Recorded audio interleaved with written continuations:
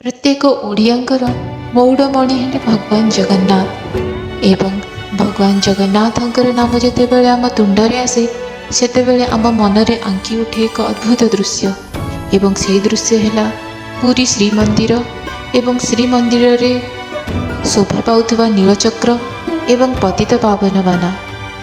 भक्त श्रीक्षेत्र को आसिले मंदिर रे जगन्नाथ महाप्रभु को दर्शन करने बहु पूर्वर दूर रे थाई प्रथमे यही चक्र को दर्शन करने मात्रे ता नयन और मन सार्थक हो जाए। तो आसतु आज आम जाना यही नीलचक्र विषय रे किछि रोचक कथा। नीलचक्र हेउचंती मंदिरर किरीटी सदृश। नील शब्द जगन्नाथंक विभिन्न नाम सहित जड़ित यथा नीलगिरी, नीलमणि, नीलांचल बा नीलाचल।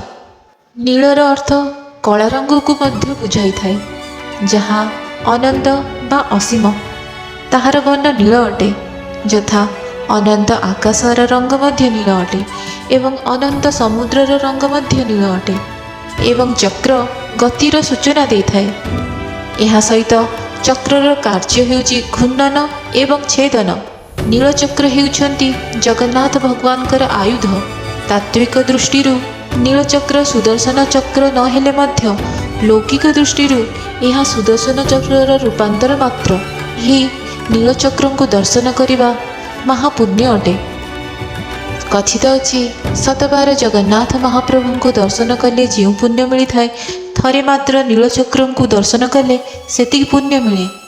शास्त्र रे अच्छी चक्र सेव्यं नृप्य सेवं न सेव्यं नृप्य केवलम्। आजिर विषय वस्तु आम ये समाप्ति करवा।